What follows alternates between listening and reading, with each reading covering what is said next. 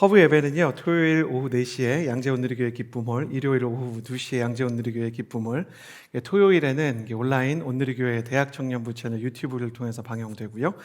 그리고 주일에는 온누리교회 허브대학부 채널을 통해서 온라인으로 유튜브로 함께 하실 수 있습니다. 인스타그램과 카카오톡을 통해서 온누리교회 허브를 검색해 주시면 더 많은 영적인 소식을 받으실 수 있습니다. 오늘 말씀을 나누기 전에 스스로를 축복하는 것으로 말씀을 시작하길 원합니다. 가슴에 손을 얹고 저를 따라해 주시겠어요? 하나님은 나를 사랑하십니다. 하나님은 나를 사랑하십니다. 나는 그 사랑을 신뢰합니다. 나는 그 사랑을 신뢰합니다. 나는 세상의 소금과 빛으로 살아갈 것입니다. 나는 세상의 소금과 빛으로 살아갈 것입니다. 나는 절대로 이전과 같지 않을 것입니다. 나는 절대로 이전과 같지 않을 것입니다. 아멘. 오늘은 야고보서의 말씀을 통해서요, 인생의 차이를 만드는 지혜라는 제목으로 이 말씀을 전하려고 합니다. 네덜란드의 화가 반 메이헤렌이라는 작가가 있었습니다. 이 사람은 본래 미술을 공부하는 학생이었는데 미술을 공부할 때도 작품을 발표했을 때도 교수들과 평론가들로부터 혹평을 받게 되자 분노하고 자존심이 상해서 유명 화가의 그림을 따라서 그려서 위작을 만든 뒤에 사람들이 그것을 극찬하면 사실 이건 가짜 그림이었어 라고 패러디를 하고 폭로를 할 준비를 하고 있었습니다. 그런데 메이헤렌이 위작을 그리다 보니까 위작에 엄청난 재능이 있는 거예요. 특히 바로크 시대에 메이헤렌이 살던 1900년대 1차, 2차 세계대전이 있던 1900년대 초반과 중반보다 한 300년 전에 있었던 화가인데요. 바로크 시대의 유명한 화가였던 얀 베르메르라는 위대한 화가가 있는데 베르메르의 그림을 따라서 그리고 위작을 그렸을 때 사람들이 진품과 구별을 하지 못하는 지경에 이르게 되었습니다.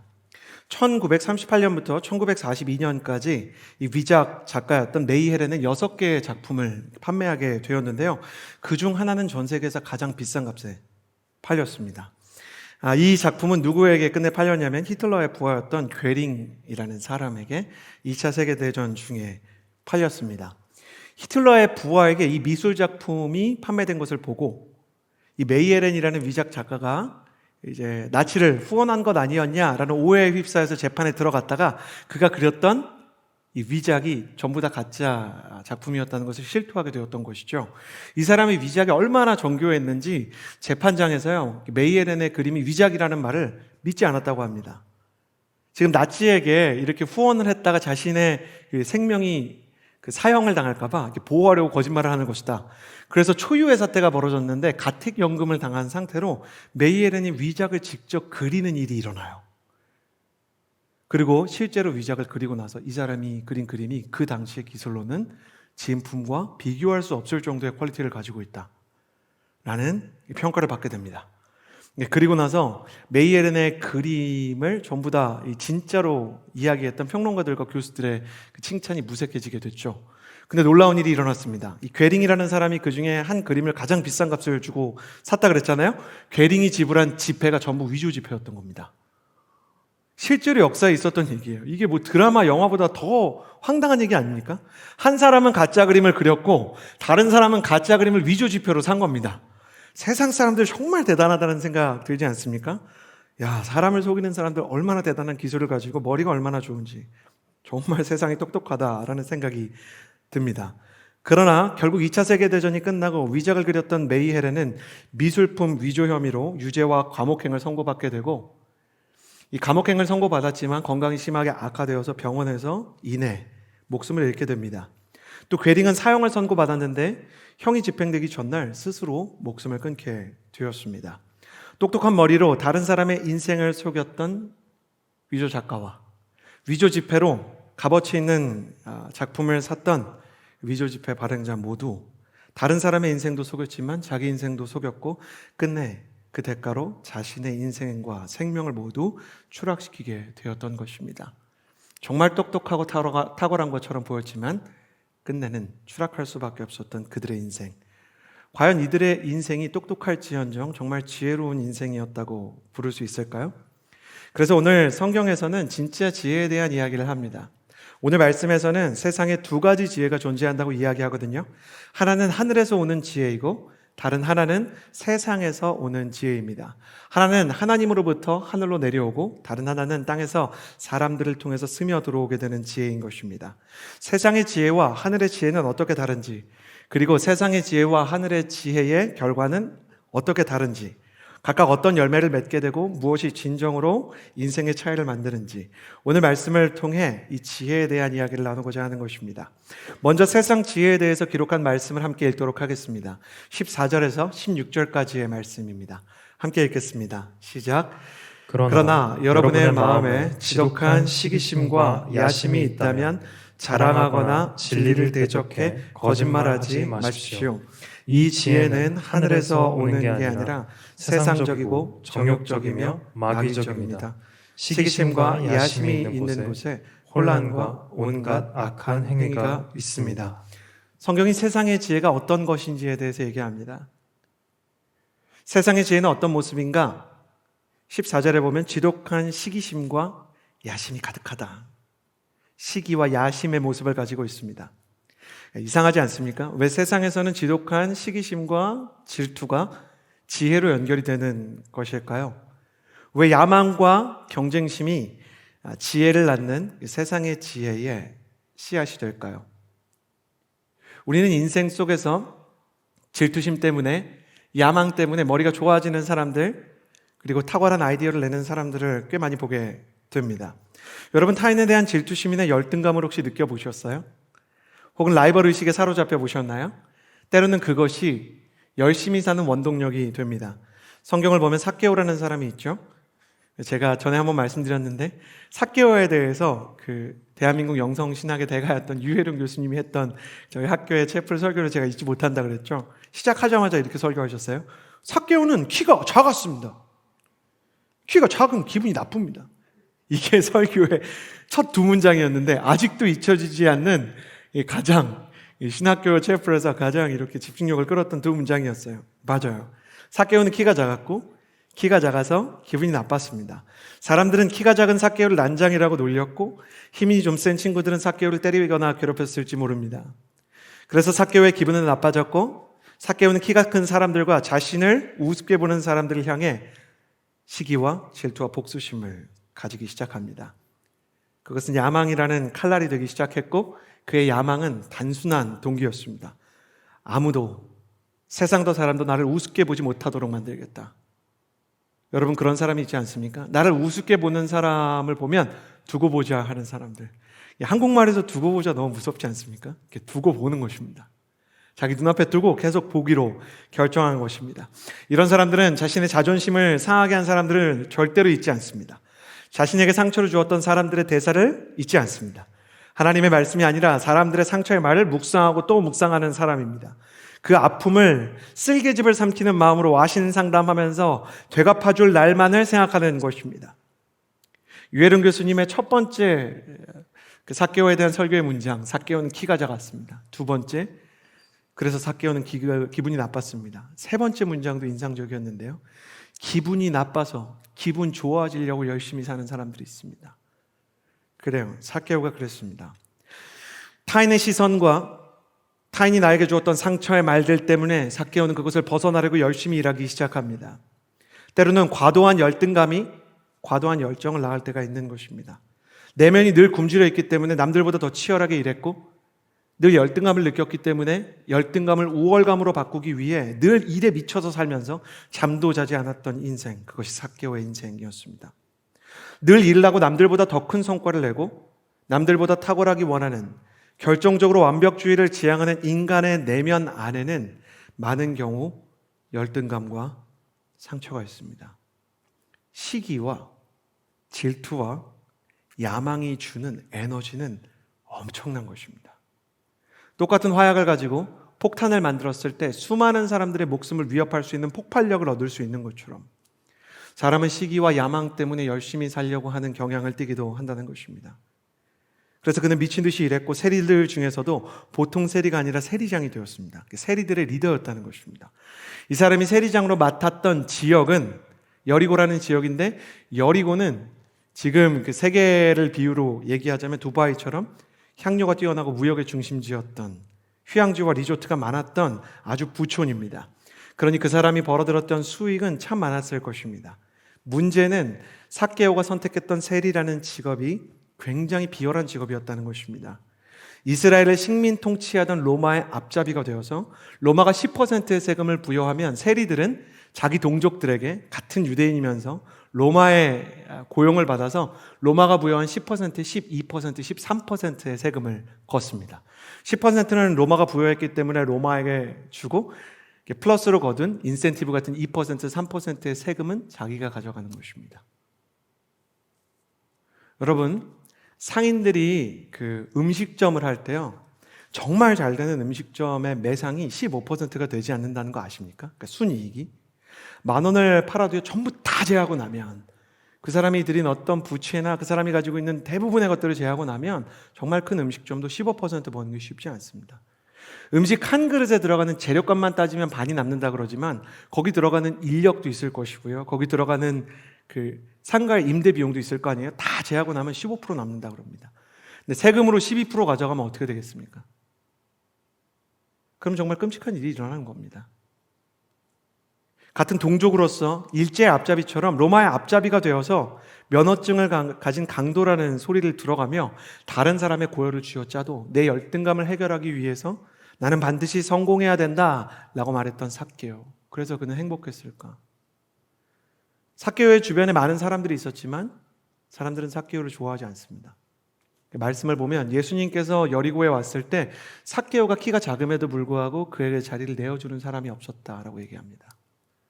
삭개오가 뽕나무로 올라갈 수밖에 없었던 것은 그가 예수님을 만나는 것을 사람들이 싫어해서 마치 탁월한 농구 선수들이 슛을 하지 못하게 막 블로킹을 치는 것처럼 그 사람의 앞에 장벽을 세웠기 때문입니다. 삭개오는 돈이 있습니다. 그래도 외롭습니다.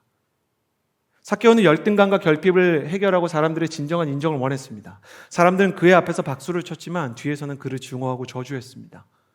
그는 성공을 거머쥐었고 그는 다른 사람들보다 높은 자리에 올랐지만 진짜 존경과 진짜 행복은 살 수 없었습니다. 그는 세상의 지혜로 살아왔지만 실제로는 외롭고 불행한 인생이 되어버렸습니다. 앞서 말한 위작 작가 메이 에렌과 위조 지폐로 그림을 샀던 나치의 리더 괴링처럼 위조가 가진 비극적인 결말을 기억하십시오. 세상이 가진 지혜는 위조 지폐처럼 끝내는 파멸을 불러오는 것입니다.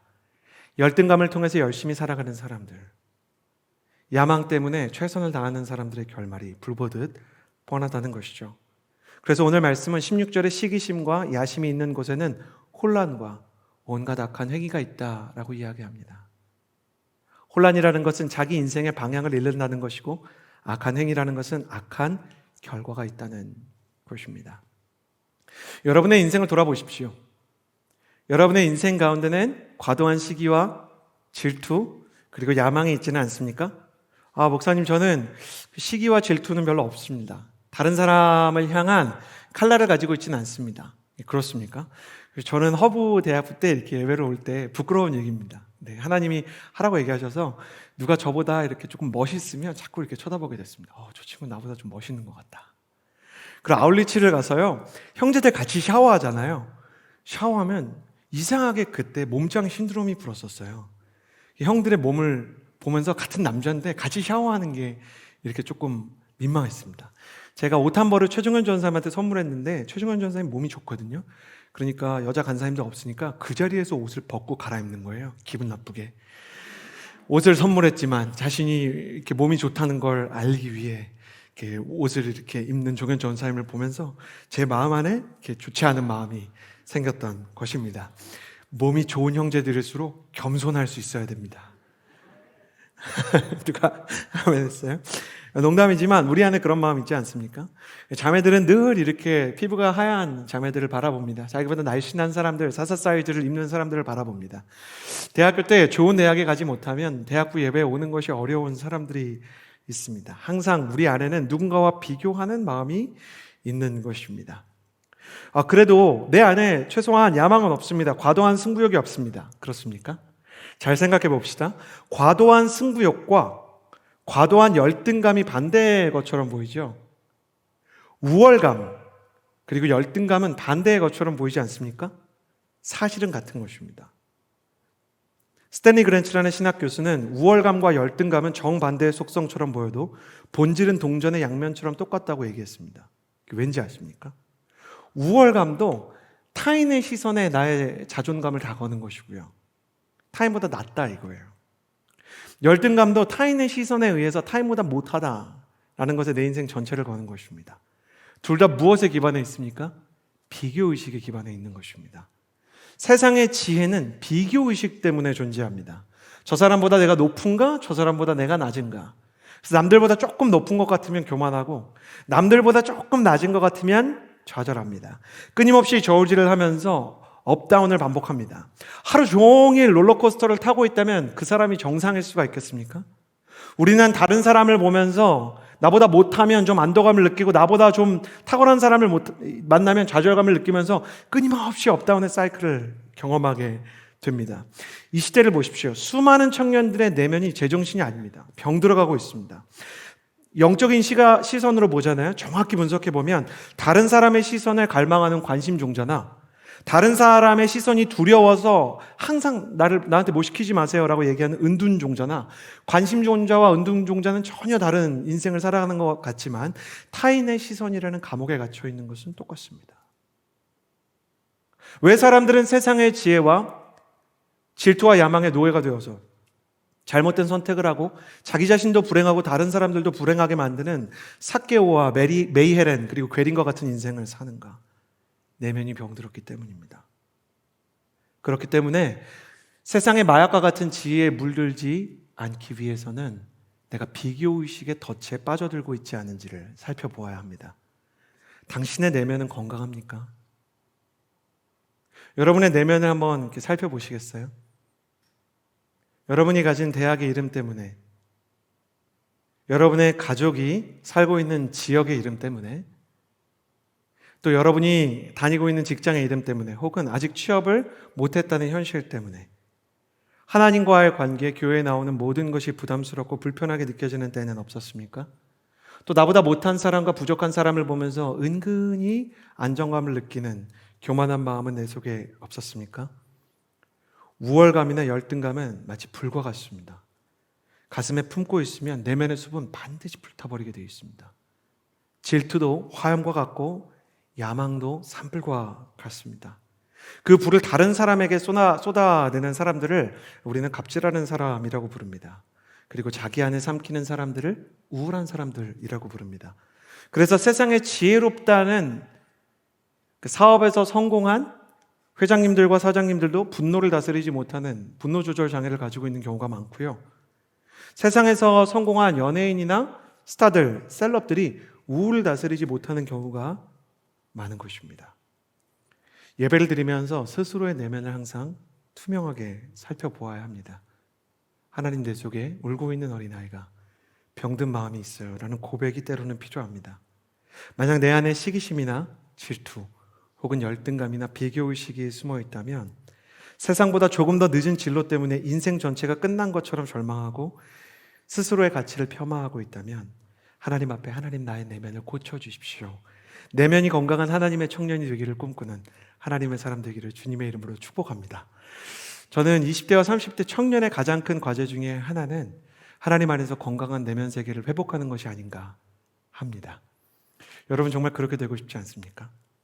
여러분의 인생 가운데 내면 세계에 진정한 치유가 임하게 되기를 주님의 이름으로 축복합니다.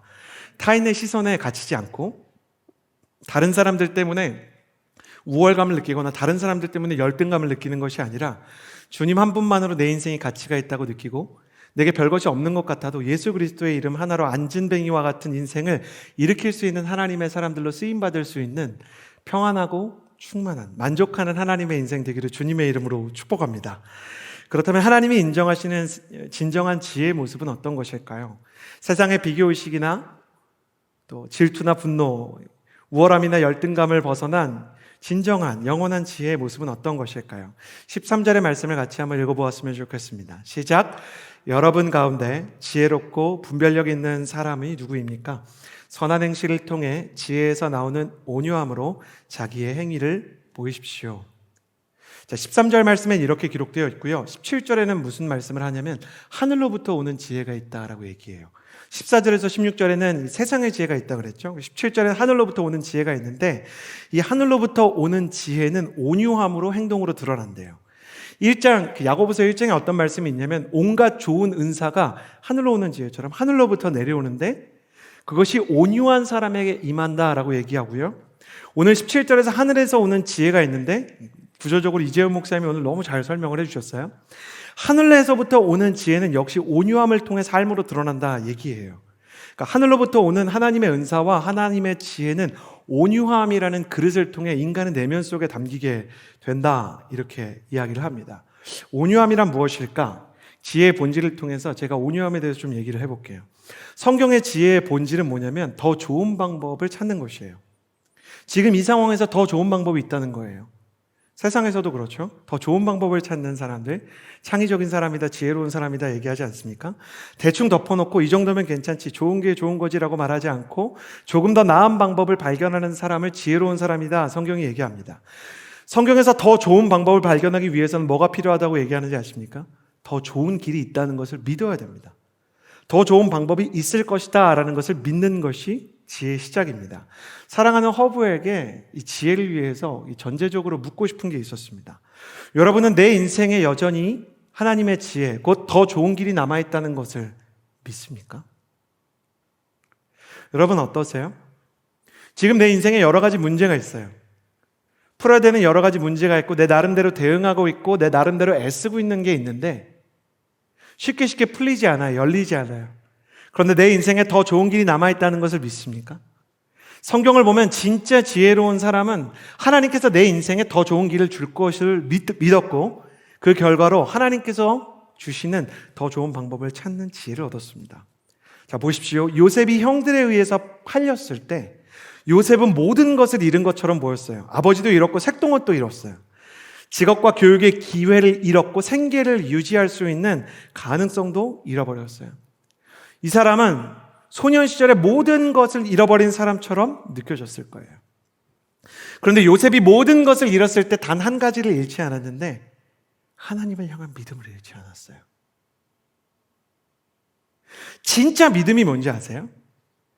내가 가진 믿음이 진짜 믿음인지 아닌지를 어떻게 알 수 있는지 아세요? 수많은 것을 잃어버렸을 때도 하나님을 향한 신뢰와 예배가 남아있으면 진짜 믿음이에요. 근데 상황과 조건에 의해서 나의 믿음이 흔들리고 사라지면 그건 내 믿음이 약한 거예요. 그건 진정한 믿음, 건강한 믿음이 아니에요. 내 믿음이 상황에 의해서, 사람에 의해서, 환경에 의해서, 문제에 의해서 시달리면 하나님 나에게 진짜 믿음을 주세요라고 기도해야 됩니다. 요셉이 정말 대단한 건 하나님을 향한 믿음이 흔들리지 않았어요. 요셉은 그래서 그 믿음 때문에 자신의 인생에 더 좋은 길이 있으리라는 소망을 잃지 않았어요. 그리고 하나님은 더 좋은 길이 있다는 것을 놓치지 않는 요셉에게 지혜를 부어주기 시작했어요. 자, 보십시오. 요셉이 이집트로 끌려간 이후 성경은 재밌는 걸 기록합니다. 더 이상 요셉이 영적인 꿈을 꾸지 않는 것을 보여줘요. 요셉은 이집트에서 꿈꾸는 은사를 잃어버린 것처럼 더 이상 아무런 영적인 꿈을 꾸지 않아요. 이스라엘의 꿈꾸는 소년이 꿈을 잃어버렸어요. 그러나 감옥에 갇혀서 모든 것을 잃은 것 같은 상황에서 요셉이 꿈을 꾸는 은사를 잃어버린 것이 아니라 꿈만 꾸던 소년이 꿈을 해석하는 청년으로 성장했다는 것을 보여줘요. 이 사람은 꿈꾸는 능력을 잃어버린 것이 아니라 꿈꾸는 은사가 성장한 거예요. 다른 사람들의 꿈을 이렇게 보면, 그러니까 환상을 보는 게 귀해요. 그 환상을 보고 내일을 해석하는 게 귀해요. 이 사람은 하나의 영적인 업그레이드를 해버린 거예요. 성장을 한 거예요.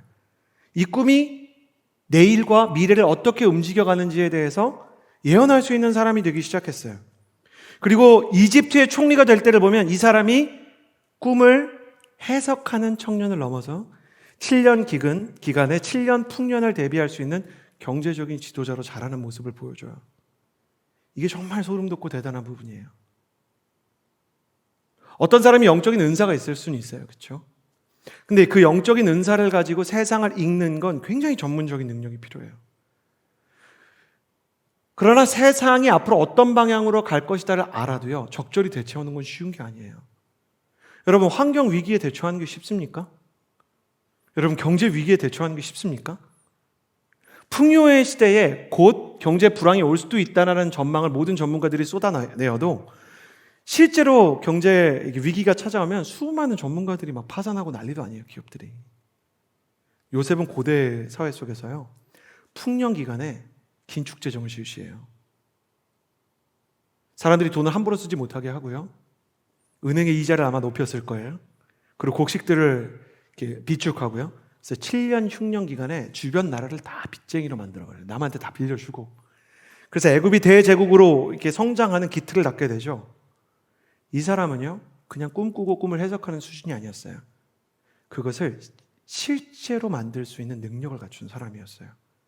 정리하면 꿈만 꾸던 소년이 꿈을 해석하는 청년으로 성장했고, 꿈을 해석하는 수준의 청년은 꿈을 이루는, 그것을 실제로 만드는 지도자로 성장했던 것입니다. 비록 요셉의 인생 가운데 환경이 흔들리고 문제가 찾아왔고 어려운 순간이 찾아왔지만 하나님을 잃지 않았기 때문에 요셉은 자신의 인생에 여전히 하나님이 더 좋은 길을 남겨두셨다는 믿음을 지킬 수 있었던 것입니다. 혹시 여러분의 인생 가운데 요셉처럼 한쪽 문이 닫히는 절망과 실패의 순간을 마주했습니까? 내가 기대하고 바라던, 두드리던 문들이 막 닫혀버렸나요? 여자에게 고백을 했는데, 남자에게 고백을 했는데, 내가 좋아하는 그 사람이 나를 거절하고, 내가 원하는 자리에 내가 갈 수 없고, 내가 가지기 원하던 건강의 수준을 갖지 못하고 재정적인 문제가 찾아오고 관계적으로 해결할 수 없는 갈등들이 찾아왔습니까? 모든 것이 다 닫힌 것처럼, 요셉처럼 모든 것을 잃고 감옥에 갇힌 사람처럼 절망의 감옥 속에 갇혔습니까? 이 시간에도 예배 속에 와 있지만 실제로 영적으로는 감옥에 갇힌 사람들이 있는 것은 아닌가. 그러나 기억하십시오. 여러분에게 이 말이 꼭 기억되길 바라는데, 여러분 저를 따라해 주시겠어요? 하나님은 한쪽 문을 닫으시면, 자, 믿음을 가지고 따라해 주시겠어요? 하나님은 한쪽 문을 닫으시면, 하나님은 한쪽 문을 닫으시면 다른 한쪽 문을 여시는 분이십니다. 다른 한쪽 문을 여시는 분이십니다. 사운드 오브 뮤직에 나오는 대사죠. 하나님이 한쪽 문을 닫으시면 반드시 다른 한쪽 문을 여세요. 형들에 의해서 소년 시절 관계의 문 하나를 닫으셨던 하나님께서 비전의 문을 여셨어요. 그의 인생에 상처의 감옥을 주셨던 하나님께서 실력의 성장이라는 문을 여셨어요. 하나님은 결코 모든 문을 다 닫지 않으세요. 사방이 닫힌 것 같아도 하늘을 향한 문 하나는 반드시 열어두세요. 갈라디아서 6장 9절에 우리가 선을 행하되 낙심하지 말지니 때가 이름에 거두리라 말하였어요. 낙심한다는 건 빨리 포기한다는 거예요. 수많은 사람이 선을 행하지만 선을 행하고 하나님의 길을 따라가다가 열매를 보지 못하는 까닭은 포기하기 때문이다. 한국말로는 낙심, 마음이 떨어져 버린 거예요. 하나님을 향한 마음에 이렇게 확 떨어져가지고 어려움이, 추락이 일어난 거예요. 추락하지 않는다면, 포기하지 않는다면 끝내는 하나님께서 더 좋은 길, 더 좋은 방법, 하나님의 지혜를 가지고 그 문제를 열 수 있는 열쇠를 줄 것이다. 성경은 수많은 사람의 인생을 통해서 이것을 보여줍니다. 그래서 하나님의 사람은 웬만한 어려움에 분노하거나 질투하거나 낙심하거나 좌절하거나 절망하지 않습니다. 그것을 온유라고 불러요. 온유는 믿음의 증거입니다. 그래서 각양 하늘로부터 내려오는 모든 좋은 은사는 믿음의 증거인 온유의 그릇에 담기는 것이에요. 진짜 믿음이 있는 사람은 온유합니다. 흔들리지 않고 당황하지 않고 다른 사람들을 비난하고 탓하지 않습니다. 그러나 온유한 사람은 타고나는 것입니까? 그렇지 않습니다. 성경에서 쓰는 온유라는 단어는요, 신약 성경의 온유는 외부의 힘에 의해 통제되고 다스려진 상태를 얘기하는 거예요. 원래 이 온유라는 단어는 언제 쓰는 말이었냐면 페르시아의 명마들이 많았거든요. 아랍 지방 페르시아의 명마들에게 특징이 있는데 정말 주인이 잘 길들이면 다른 말들보다 훨씬 더 먼 거리를 훨씬 더 빨리 달리지만 처음에 길들이기가 힘들어요. 페르시아 말들은 힘이 좋아서 사람에게 잘 복종하지 않으려는 성격을 가지고 있어요. 그런데 페르시아의 말들이 명마가 되는 것은 페르시아의 명조련사들이 있었기 때문이라고 합니다. 이 명조련사들이 제갈을 물리고 특정한 훈련들을 반복하면 끝내 야생마가 고집을 꺾고 주인의 통제에 의해서 주인이 원하는 방향으로 뛸 수 있게 된다는 것이에요. 그러니 하나님께서 주시는 온유한 마음은 누구를 위한 거냐면 성질이 급한 사람들을 위한 겁니다. 본래는 아주 다혈질들을 위한 겁니다. 본래는 아주 우울질, 마음이 마음대로 움직여지지 않는 사람들을 위한 겁니다. 오늘의 교회 교회사전 마음이 어렵다라는 말 혹시 무슨 뜻인지 아십니까? 내가 갖기 원하는 마음은 이건데 내가 가지고 있는 마음은 이거일 때 이 차이 때문에 괴로운 게 마음이 어려운 거예요. 사랑하고 싶은데 누굴 미워하면 마음이 어려운 거죠. 참고 싶은데 화가 나면 마음이 어려운 거예요. 그러니까 어떤 사람들이 간절히 온유를 구해야 되냐면 내가 믿음이 있는데 자꾸만 마음을 다루기 어려워서 마음이 어려운 사람들이 있으면 온유를 구해야 되는 것입니다. 저도 20대 내내 온유를 구했었습니다. 지금 좀 많이 온유해진 건지 아직 잘 모르겠습니다. 그래도 조금은 온유해졌다라는 생각을 많이 하게 됩니다. 여전히 부족하지만 저랑 오랫동안 관계를 한 사람들은 참 많이 온유해졌어요 라고 이야기합니다. 그리고 저희 부모님이 이렇게 얘기합니다. 이 정도가 온유해진 거면 앞으로 갈 길이 멋이겠어요 이렇게 얘기하긴 합니다. 여러분의 마음은 어떻습니까? 여러분의 마음속에 우울이나 분노나 질투나 다루어지지 않는 페르시아의 날뛰는 야생마 같은 마음이 없습니까? 하나님께서 오늘 하나님을 구하는 자들에게 온유한 마음을 부어주시기를 원합니다. 열이 나는 환자에게 해열제를 처방해 주듯이 폭풍이 치는 바다를 향해서 예수님께서 손을 뻗어서 잠잠하라 말씀하여 주셨듯이 하나님께서 그 마음 안에 온유를 선물해 주시기를 원하는 것입니다. 나는 여러분에게 축복합니다. 여러분의 마음이 여러분의 마음 가운데 임하신 성령님을 통해서 다스려지고 여러분의 분노와 우울이 파도처럼 뛰놀 때 예수님께서 파도야 잠잠하라 말씀하셨던 말씀에 의해 잠잠해진 것처럼 여러분의 마음도 잠잠해지고 고요해지게 되기를 주님의 이름으로 축복합니다. 그리고 그 온유한 마음 속에서 우리는 세미한 음성 하나를 듣게 될 것입니다. 주님께는 여전히 더 나은 길이 있다. 여러분, 요셉을 보십시오. 삭개오보다 더 어두운 환경 속에 자랐지만 그는 시기나 질투의 노예가 되지 않지 않았습니까? 하나님에게는 항상 지금보다 더 나은 길이 있다는 것을 믿을 수 있게 되길 바랍니다. 그 믿음 때문에 여러분의 어려운 상황이 다스려질 수 있는 온유한 사람이 되기를 바랍니다. 하나님은 항상 여러분의 인생에 대해 오늘보다 더 나은 내일을 그리고 계십니다. 연약한 우리를 포기하지 않는 분은 오직 주님뿐이십니다. 죄인인 우리를 위해서 목숨을 던지는 분은 우리 주님뿐이십니다. 의인을 위하여 죽는 자가 쉽지 않고 선인을 위하여 용감히 죽는 자가 혹 있거니와 우리가 아직 죄인 되어서 그 가치가 없을 때 그리스도께서 우리를 위해서 죽으심으로 하나님께서 우리에게 대한 자기의 사랑을 확증하셨다고 얘기하셨어요. 확증했다는 표현은 포기하지 않으신다는 것을 증명했다는 것입니다. 하나님이 우리를 향해서 더 나은 길 만들기를 포기하지 않으시기 때문에 우리도 하나님을 포기하지 않았으면 좋겠습니다. 여러분은 하나님께서 만드시는 그 더 나은 길, 지혜를 경험하고 싶지 않습니까? 세상의 위조 지폐와 같이 남을 속이는 지혜가 아니라 평안과 온유 속에서 끝내 드러나는 홍해의 길과 같은 더 나은 길. 어떻게 하면 우리가 이 지혜를 받을 수 있을까? 야고보서 1장 5절은 여러분 가운데 누구든지 지혜가 부족하면 모든 사람에게 후히 주시고 꾸짖지 않으시는 하나님께 구하십시오 라고 말합니다. 믿음과 온유함 속에서 하나님 지혜를 주십시오 라고 간절히 기도하는 것입니다. 마태복음 7장 7절에는 구하라 그리하면 너희에게 주실 것이고 찾으라 그리하면 너희에게 찾아질 것이고 두드리라 그리하면 너희에게 문이 열릴 것이다 라고 말했습니다. 나는 여러분에게 하나님의 지혜가 임하게 되기를 주님의 이름으로 축복합니다. 나는 여러분이 젊은이의 시절을 지날 때, 이 청년의 시간을 지나갈 때 하늘의 지혜를 구하는 하나님의 예배자가 되기를 주님의 이름으로 축복합니다. 하나님의 손에 더 나은 길이 있다는 믿음이 여러분의 인생 가운데 새겨지게 되기를 주님의 이름으로 축복합니다. 그런데 난 구한 것 같은데, 난 열심히 기도한 것 같은데, 왜 나의 인생 가운데는 지혜가 임하지 않지? 왜 나는 여전히 어리석고 나의 인생 가운데 어려움이 있지? 그런 생각이 드는 여러분, 하늘이 속한 지혜의 속성을 생각하지 못하면 우리에게 하나님의 지혜가 임하는 것을 방해하는 것이 있다는 것을 깨닫지 못하게 됩니다.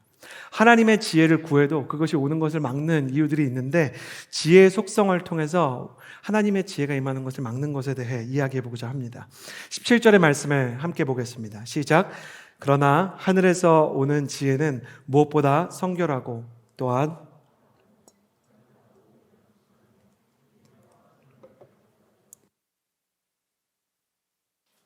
변경과 위선이 없습니다. 하늘의 지혜가 가진 속성이 있는데, 하늘의 지혜가 가진 속성은 하나님을 위한 거룩한 용기가 있다는 것입니다.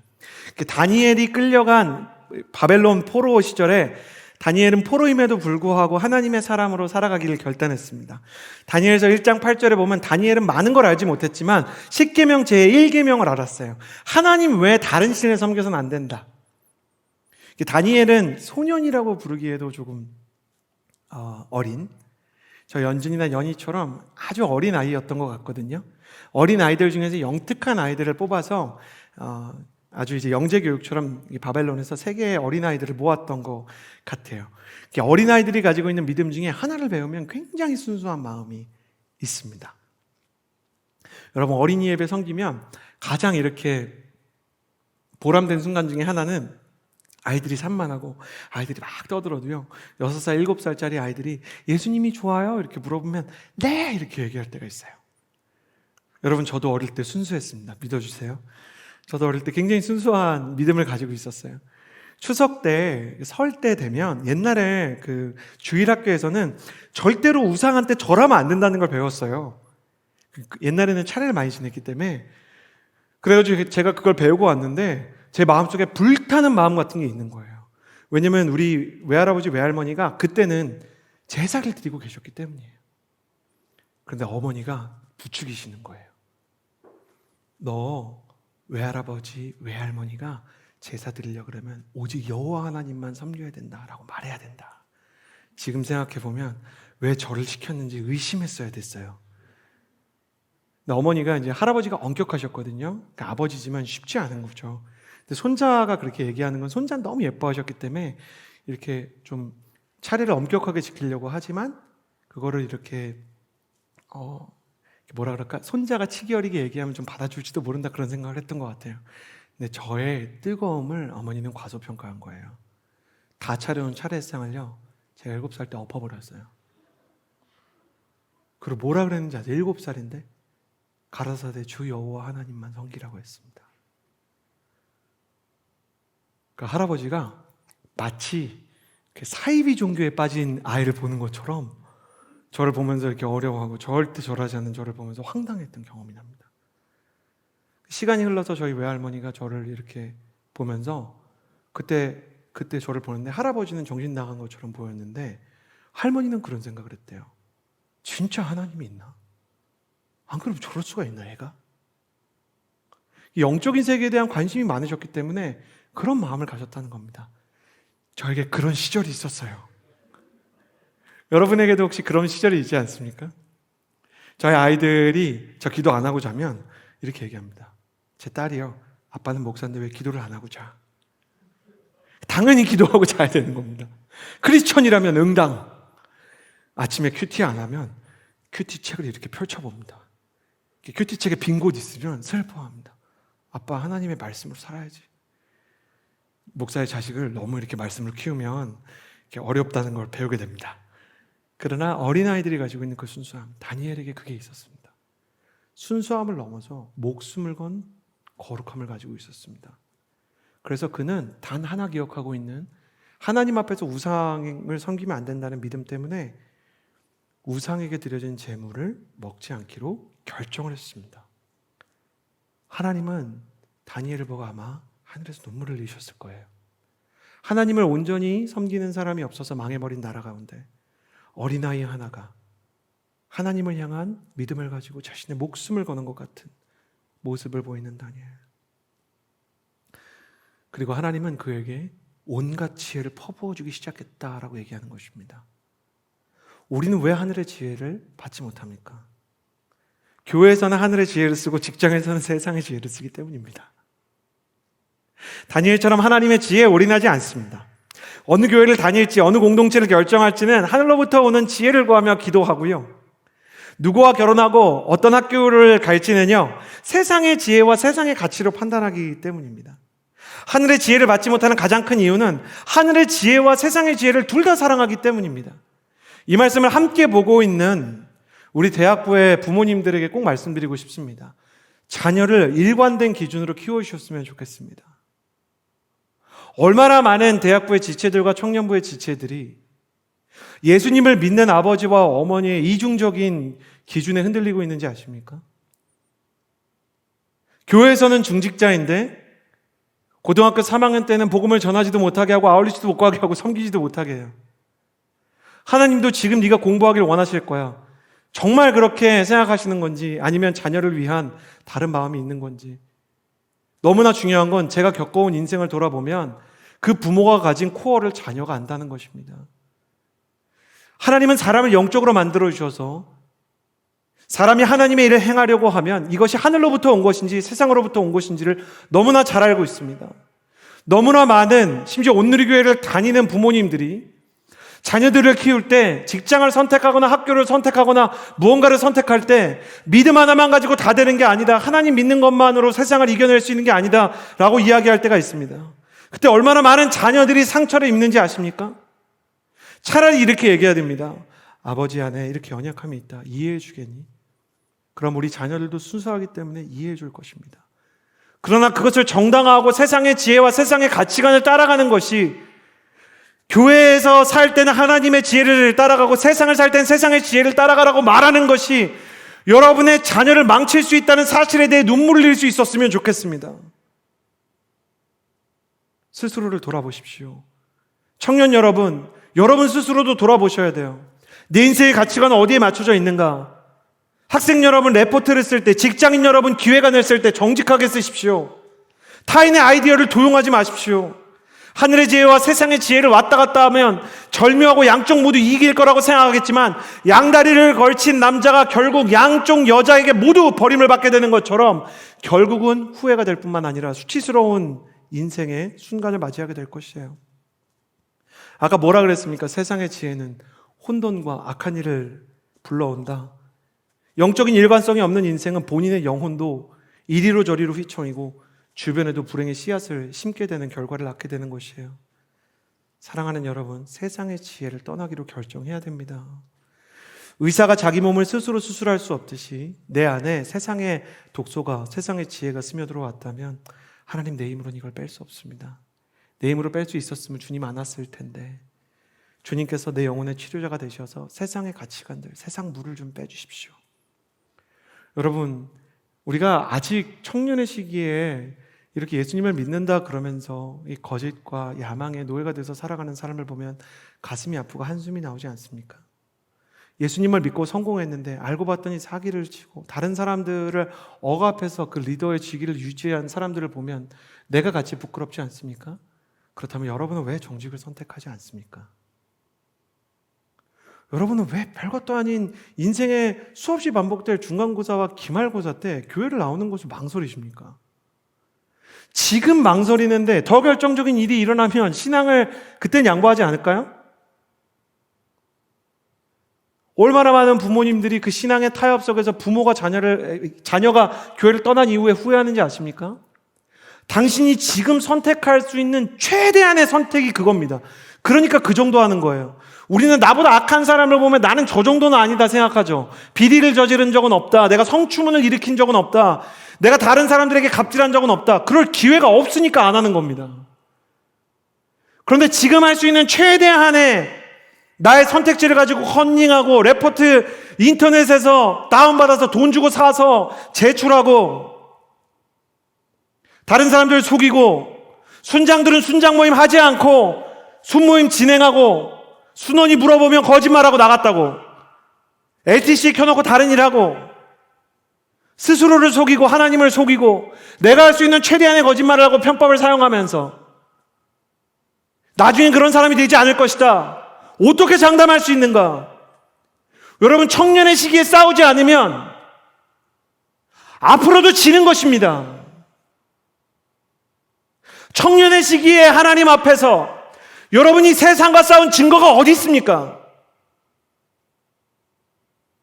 여러분이 세상과 싸우고 있다면 여러분은 반드시 세상의 방법대로 사는 사람들보다 손해가 있을 것이고 상처가 있을 것이고 오해가 있을 겁니다. 여러분이 잘한 게 없는데 찾아오는 고난 말고요. 여러분이 공부 안 해서, 여러분이 준비 안 해서 떨어지는 실패 말고요.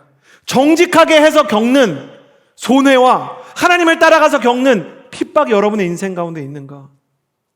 없다면 어떻게 내가 하나님의 사람으로 쓰임받고 하나님을 위해서 싸워본 경험이 없다면 어떻게 하나님의 이름을 땅바닥에 떨어뜨린 기성세대의 안타까운 모습을 내가 쫓아가지 않을 거라고 말할 수 있는가? 아무것도 증명할 수 없으면서 왜 다른 사람을 비난하는가?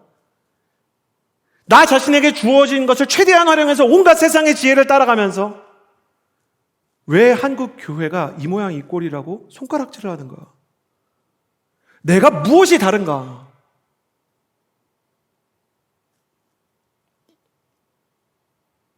청년의 시기에 가장 큰 힘은 자기 영혼을 향한 정직함을 잃지 않았다는 것이에요. 아프면 아프다, 힘들면 힘들다. 정직하지 않으면 정직하지 못했다. 내 안에 미움이 있다, 시기가 있다, 고장났다. 여러분, 하나님은 여러분에게 죄를 책임지고 다 고치라고 얘기하는 게 아닙니다. 그건 율법이에요. 율법은 죽었고 육은 다 죽었습니다. 회개라는 것은 내 안에 질병이 들었다는 것을 고백하고 인정하라는 거예요. 어린 반푼어치도 없는 자존심 때문에, 길게 가져가 봐야 좋을 게 하나도 없는 자존심 때문에 잘못이 없는 사람처럼 다른 사람을 비난하고 한국교회를 탓하고 부모님이 내게 준 상처를 탓하면서 내가 다른 사람에게 주는 상처를 정당화하는 사람들, 내가 이렇게 상처를 받았기 때문에 연애를 하면서도 남자친구, 여자친구에게 난 이렇게 상처를 받았으니까 너한테 이렇게 아픔을 줘도 돼, 좀 가시돋친 말을 해도 돼 라고 정당화하는 마음들, 전부 다 내가 할 수 있는 최대한의 잘못된 세상의 지혜를 따라가는 겁니다. 연애를 하면서 함께 발표를 하면서 조금이라도 더 손해를 보지 않으려고 기를 쓰는 모습, 크리스천이면서 다른 사람들의 고통에 무감각한 나의 모습, 내가 하나님을 어렵게 했던 그 잘못된 지도자들과 무엇이 다른가? 그러나 만일 내가 그들과 다르지 않습니다. 한국 교회의 이름을 땅바닥에 떨어뜨린 크리스천의 이름을 가지고, 하나님의 이름을 가지고 교회를 분열시키고 사람들을 속이고 억압했던 그 사람들과 내가 다르지 않습니다 라고 고백할 용기가 남아있다면 여러분의 영혼은 반드시 살아날 기회를 얻을 것이에요. 영혼의 치료자가 되시는 주님께 차라리 눈물을 흘리면서 고백하세요. 주님, 벌써 내 마음이 약해서요, 세상 따라갑니다. 내가 편법을 씁니다. 내가 정직하지 않습니다. 하나님, 내 안에 세상 욕심이 가득합니다. 내 욕심과 야망을 비전으로 포장해서 어떻게든 성공 한번 해보려고 아둥바둥 치는 내 마음이 있습니다. 어린아이 같아야 천국에 들어갈 수 있다고 하신 주님, 그러나 사람이 어떻게 다시 어려지고 거듭나겠습니까? 오직 예수님의 십자가로 나를 치료하여 주옵소서. 정말로 진심으로 여러분 자신을 위해 축복합니다. 예수님의 십자가 앞에서 병든 영혼의 모든 증상을 솔직하게 고백할 수 있는 용기가 있게 되기를 바랍니다. 그렇게 한다면 여러분의 인생에 찾아온 그 편법과 세상의 물들이 빠져나가는 것을 경험하게 될 것입니다. 그리고 17절 말씀을 같이 읽겠습니다. 17절 함께 읽겠습니다. 시작. 그러나 하늘에서 오는 지혜는 무엇보다도 성결하고 또한 화평하며 관용하고 양순하며 긍휼과 선한 열매가 가득하며 편견과 위선이 없습니다. 17절 말씀에서 첫 번째 보여준 하나님의 지혜의 힘, 그것은 성결이라 그랬죠. 하나님을 위한 거룩한 용기였습니다. 두 번째 말씀을 보면 화평하고 관용하고 양순하며 긍휼하고 선한 열매가 있다, 이렇게 얘기를 합니다. 뭘 이야기하냐면 관계적인 거예요. 연약한 이들을 향한 배려가 있는 것이죠. 에스더는 우리처럼 원래는 비겁한 사람이었어요. 에스더는 굉장히 위대한 지도자의 이름으로 남았지만 원래는 하만에 의해서 유대 민족이 모조리 죽게 되었다는 소식을 듣고서도요, 에스더가 한 것은 자신이 유대 민족인 것을 숨긴 거예요. 왕도 몰랐고 하만도 몰랐어요. 그래서 모르드게가 너 혼자를 생각하지 말고 민족을 위해서 나서야 된다. 네가 그렇게 하지 않으면 하나님이 다르게도 일하겠지만 하나님 너에게 기회를 주신다. 이렇게 얘기를 했더니 그녀가 그 모르드게의 말에 마음이 찔리고 자기를 부모처럼 보살펴 주었던 삼촌의 말에 도전을 받아서 죽으면 죽으리라 그러고 자기 민족을 위해서 기도를 하기 시작해요. 처음에는 에스더가 기도를 하기 시작합니다. 그런데 그 기도가 용기가 되고 용기가 지혜가 되기 시작해요. 하나님은 다른 사람들을 위해서 일하기 시작할 때 다른 사람들을 위한 연약한 이들을 향한 배려의 손길을 펼치기 시작할 때 지혜를 줍니다. 이상주 목사님의 책 중에 그래도 너는 아름다운 청년이다라는 책이 있는데 땅끝으로 떠나면 땅끝에 있는 하나님이 우리를 기다리고 계신다라는 말이 있어요. 저는 진짜 맞다라는 생각이 들어요. 아울리치에 가서 하나님의 마음을 만난 사람들이 얼마나 많은지 모릅니다. 사망의 그늘에 앉아서 죽어가는 사람을 보는데 갑자기 그들을 향한 하나님의 마음이 쏟아부어지면서 하나님이 정말 한 영혼을 사랑하시는구나 라는 것을 깨닫게 될 때가 있습니다. 저도 자녀를 낳아보고 자녀를 사랑해 보니까 하나님이 얼마나 나를 사랑하는지를 많이 깨닫게 되었습니다. 그렇습니다. 누군가를 사랑하기 시작할 때 하나님의 사랑을 더 많이 알게 되고 누군가를 향해서 무언가 도울 방법이 없을까를 궁리하기 시작할 때 하나님께서 지혜를 주십니다. 야고보서가 쓰일 때 예루살렘 공동체도 고난과 핍박으로 힘겨운 시간을 지나고 있었고 그때 가장 먼저 식어버린 것이 타인을 향한 배려와 자비였습니다. 그래서 야고보가 누구보다 이 질투와 시기와 경쟁심과 야망에 대해서 얘기했던 것은 사랑이 식어지면서 서로를 향한 분열이 일어나는 일들이 예루살렘 교회에 성령의 충만이 있었는데도 불구하고 일어났기 때문입니다. 우리가 하늘의 지혜를 구해도 받지 못하는 것은 내 마음속에 타인을 향한 넉넉한 마음이 없기 때문입니다. 세상의 지혜는 자신의 성공을 위해서만 움직이고 하늘의 지혜는 연약한 이들을 살리기 위해서 움직입니다. 어떤 청년이 이번 주에 저에게 물어봤습니다. 목사님의 설교를 듣다 보면 뭔가 하나님의 비전과 하나님의 비전으로 포장된 야망은 다른 것 같습니다. 제가 가진 비전이 야망인지 비전인지를 어떻게 알 수 있을까요? 제가 가장 중요한 두 가지 원칙을 드렸습니다. 굉장히 뻔한 건데 가장 중요한 것이죠. 당신이 그 비전을 위해서 애쓰고 노력하면서 정말 하나님을 사랑하는 마음이 있고 그래서 정말 하나님을 위한 예배의 시간이 있는지를 생각해 보십시오. 하나님의 사람이 아닌데 하나님의 비전을 가질 수가 없기 때문입니다. 두 번째, 당신이 그 일을 생각하면서 당신이 그 전공에 대해서 공부하고 애쓰면서 그것을 통해 유익을 얻게 될 사람을 위해서 중보기도하는 습관이 있는지를 생각해 보십시오. 당신이 그 자리에 올라가서 정말 누구를 돕고 싶은 것인지를 생각해 보십시오. 이 청년이 너무 정직한 거예요. 너무 훌륭했어요. 그래서 뭐라고 얘기하냐면 목사님 사실 저는 제가 준비하는 시험과 이 친구가 이제 끝내는 합격을 할 것 같아요. 분위기를 보니까. 근데 제가 가진 이 포지션을 위해서 준비하고 애쓰면서 사실 저 자신만 생각했지 다른 사람들을 생각하지 못했습니다. 그래서 중보기도를 시작했는데 놀라운 일이 일어났다 그래요. 마음 가운데 회개의 눈물이 흘러나온 거예요. 하나님, 내가 나를 위해서 살았습니다. 하나님, 사실 내가 야망을 가졌던 것 같습니다. 그런데 하나님께서 그 모든 비전을 포기하라, 그 모든 직업을 포기하라고 말씀하지 않으시고 이제는 그 일을 통해서 다른 사람들을 도우라 구체적인 아이디어를 주기 시작하셨다는 거예요. 하나님 따라간다고 여러분이 가진 모든 걸 다 버리고 다 포기해 이렇게 하지 않으세요. 오히려 그것을 쓰실 거예요. 그러나 여러분의 마음 가운데 정말로 돕고 품고자 하는 한 영혼의 이름이 있는지를 늘 돌아보십시오. 목회자가 목회를 할 때 가장 중요한 것 중에 하나는 성도들이 무엇이 필요한가를 생각하는 것입니다. 생각하다가 저희가 이제 코로나 걸린 분들을 위해서 이렇게 같이 전화했거든요. 근데 이제 전화하려고 항상 조사를 해보면 생각보다 너무 많아요. 무언가를 위해서 질문을 받기로 하거나 뭘 조사하기로 하면 하나님이 원하시는 일을 하면 생각보다 수요가 많아요. 그래서 힘들어요. 그래서 꼭 뭐가 있냐면 좋은 뜻으로 시작하고 조금 후회하는 게 있어요. 괜히 시작했나? 저는 너무 많이 해야 되는데. 근데 하나님의 길을 따라가다 보면 처음엔 버거움으로 시작해도 보람이 있어요. 한 친구는 아버지가 중증 환자가 되셨어요. 그래서 입원해 계신데 이 아버지가 원래 교회를 다니다가 떠난 분이셨어요.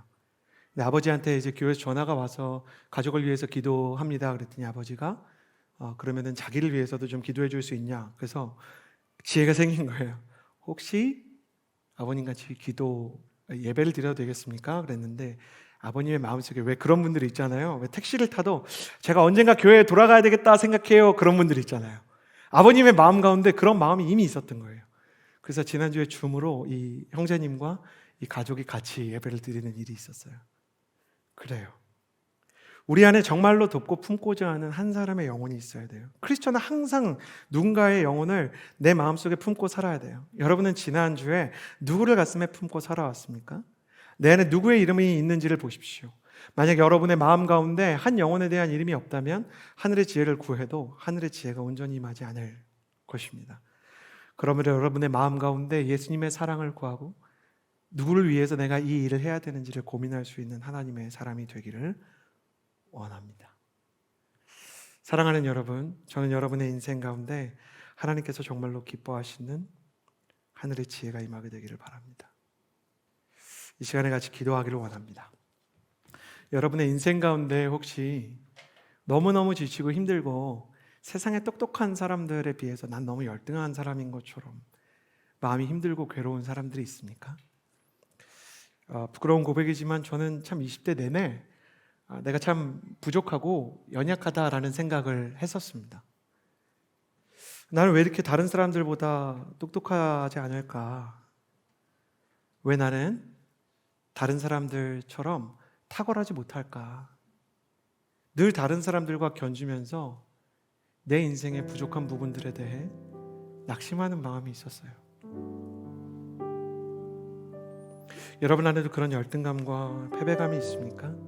혹은 두고 보자, 내가 받은 이 상처를 반드시 갚아줄 거야, 난 내 부모님한테 나의 가치를 증명할 거고, 나는 나를 무시한 사람들에게 정말 나의 이 가치를 언젠가 드러내 보이겠어 라는 야망과 복수심이 있지는 않습니까? 여러분 죄송합니다. 여러분이 하나님의 사람이라면 오히려 그 복수심 이루지 못할 것입니다. 하나님을 너무 여러분을 사랑하셔서 여러분의 인생에 성공을 잠깐 늦추시더라도 질투심과 야망으로 뭔가를 이루지는 못하게 하실 것입니다. 오히려 하나님께서는 여러분에게 그 연약함을 통해 주님을 향한 간절한 믿음과 하나님께서 더 좋은 길을 주시리라는 믿음을 가지고 하나님 세상을 원망하거나 미워하지 않고 온유한 마음을 가지게 해달라고 기도하기를 바라실 것입니다. 그러므로 가슴에 손을 얹고 저와 함께 이렇게 기도하시겠습니까? 눈을 다 감아주시겠어요? 하나님, 나의 이 시간 가운데 시기나 질투심, 다른 사람들 때문에 생긴 이 열등감 혹은 삐뚤어진 우월감들이 치료되게 해주십시오. 주님, 내 영혼이 병들었고 내 마음이 마음대로 되지 않습니다. 오늘 말씀을 통해서 드러내신 것처럼 이 안에서는 정말 하나님의 지혜가 임할 수 없사오니 하나님 안에 더 좋은 길이 있다는 것을 알고 병든 영혼을 예수 그리스도의 십자가로 치유할 수 있다는 것을 믿고 예수님의 십자가를 붙들고 나의 인생의 상처를 고쳐 감옥에 갇힌 것 같아도 요셉처럼 온유하게 그리고 탁월하게 성장하며 하늘의 지혜로 사는 사람이 되게 하여 주옵소서. 나의 영혼의 병든 부분을 주님께서 고쳐주시고 온유한 마음과 더 나은 길을 향한 믿음을 허락하여 주시도록 주님께 우리의 마음을 드리며 기도하며 나아갑시다. 기도하겠습니다.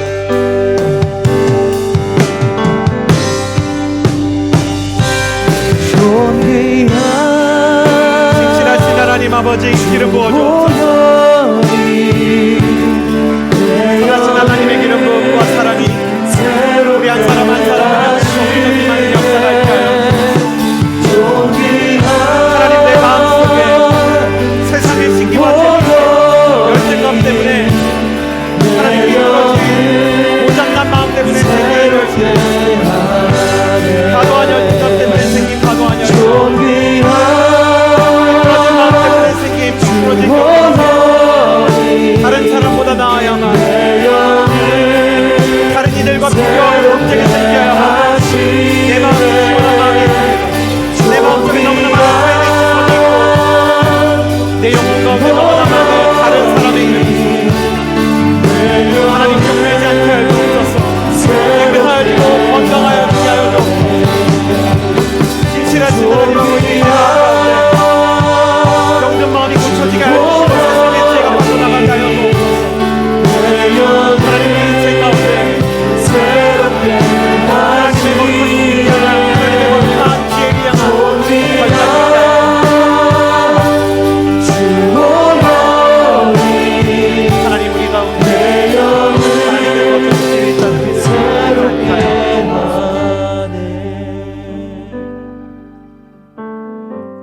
아무리 어려워도 하나님의 손 안에는 더 좋은 길이 있다는 것을 믿을 수 있게 되기를 바랍니다. 내 인생이 아무리 힘들어도 하나님의 손 안에는 하나님의 놀라운 계획이 있다는 것을 믿으십시오. 우리 하나님은 한쪽 문을 닫으시면 한쪽 문을 여시는 하나님이신 줄을 믿습니다. 내 인생의 닫힌 문 앞에서 그것이 열리지 않는 것을 절망하고 낙심하는 것이 아니라 하나님께서 열어주실 새로운 문을 바라볼 수 있는 믿음의 눈이 생길 수 있게 해달라고 기도하십시오. 하나님, 내 인생 가운데 하나님께서 만드실 더 나은 길에 대한 믿음이 있게 하여 주옵소서. 그 믿음을 가질 때 더 나은 방법들이 임하는 하늘의 지혜가 있게 하여 주옵소서.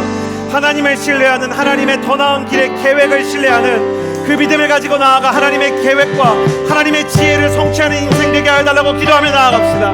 기도하겠습니다. 하나님의 손 안에 더 나은 길이 있습니다. 바다에서 길 내시고 하나님께서 광야에서 길 내듯이 주님의 손 안에는 언제나 사역이 있습니다. 주님께서는 언제나 생명의 길이 되어주십니다. 사람은 죄인을 향해서 가지만 하나님께서 내게 주님의 생명의 길이, 사람은 파멸을 향해서 가지만 하나님께서는 언제나 회복의 길을 주십니다. 하나님의 지혜는 세상의 지혜가 인생을 불의 가운데로 가져갈 때 새로운 시간을 만들어가고 새로운 능력을 부여해 갑니다. 야곱과 같이 세상의 지혜를 따라갔던 사람 밑에서 모세가 같이 하늘의 지혜를 따라가는 사람을 낳으셨습니다. 나의 인생에 주어진 조건들이 어려워도, 나의 가정에 주어진 조건이 어려워도 정서적인 상처가 있습니다. 주께서는 온전한 회복과 지혜를 주시는 하나님의 말씀을 기대할 수 없어서 주님을 향한 우리의 믿음이 세상을 이루고 하나님 하늘의 지혜를 가지고 살아가는 사람을 되게 하여 주옵소서. 하늘의 지혜를 가지고 살아가는 하나님의 사람을 되게 하여 주옵소서. 하나님을 향한 믿음을 가지고 살아가는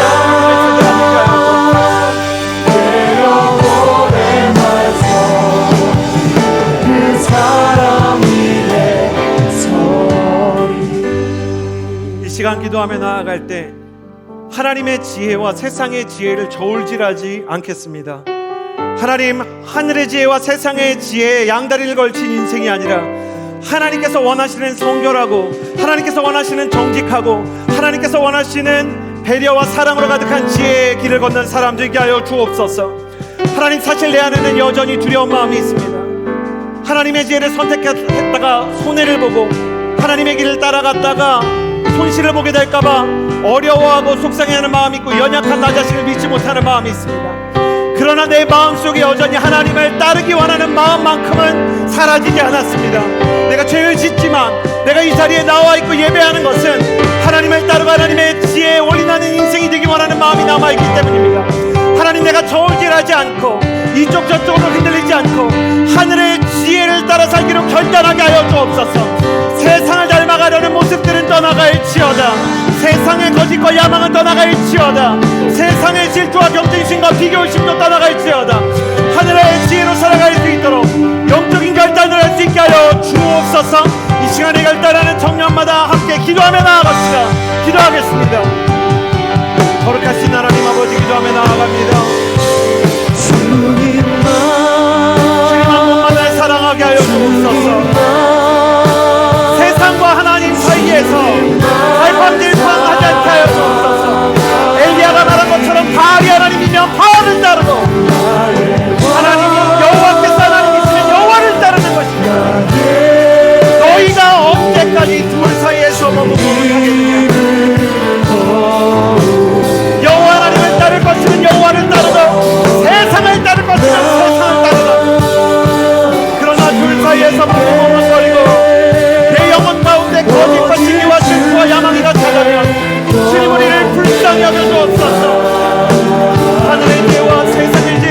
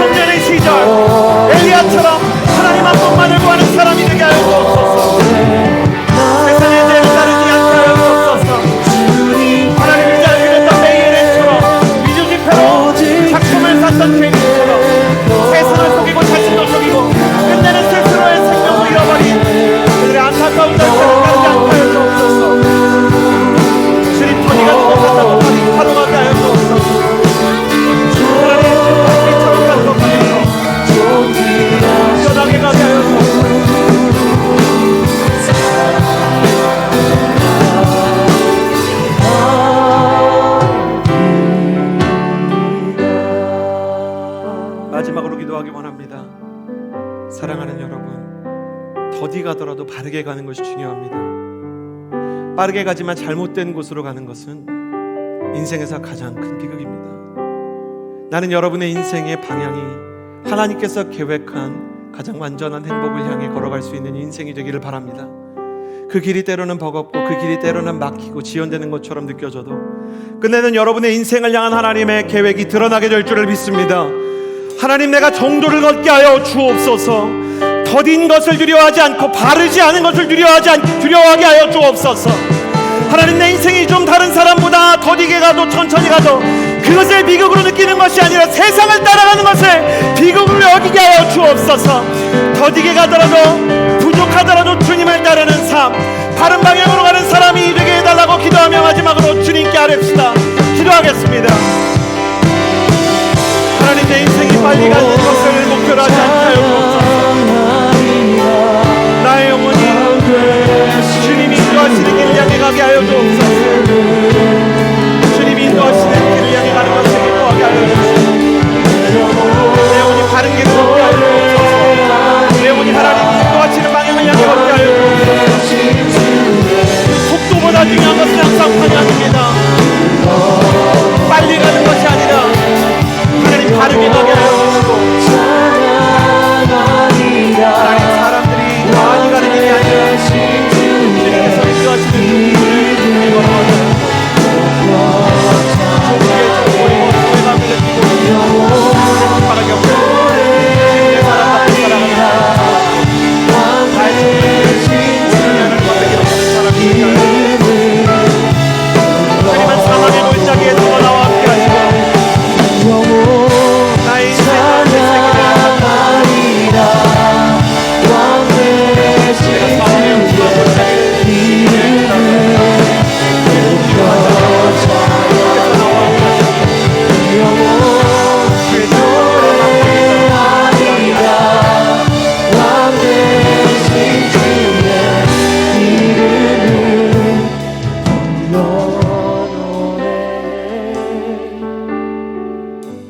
내 주가 함께 하시니 내겐 두려움 없네. 저 사망의 골짜기에도 두려움은 사라져.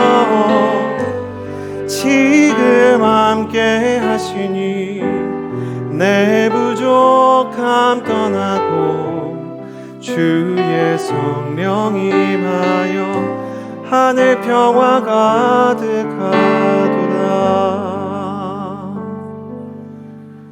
내가 사망에 험침한 골짜기를 다닐지라도 해를 두려워하지 않는 것은 주께서 나와 함께 하심이라.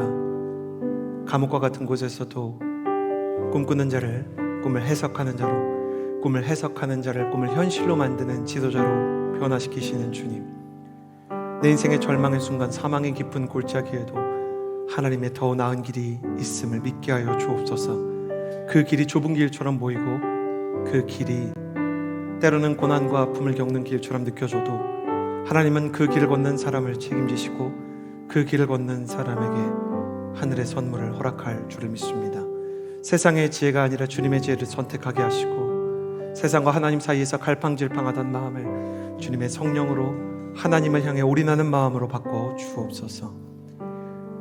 이제는 우리 구주 예수 그리스도의 은혜와 하나님의 사랑과 성령의 교통하심이 이 자리에서 주님의 지혜를, 하늘의 지혜를 따르기 원하는 주의 모든 백성들 머리 위에 이제로부터 영원토록 함께하여 주시기를 간절히 축원하옵나이다. 아멘.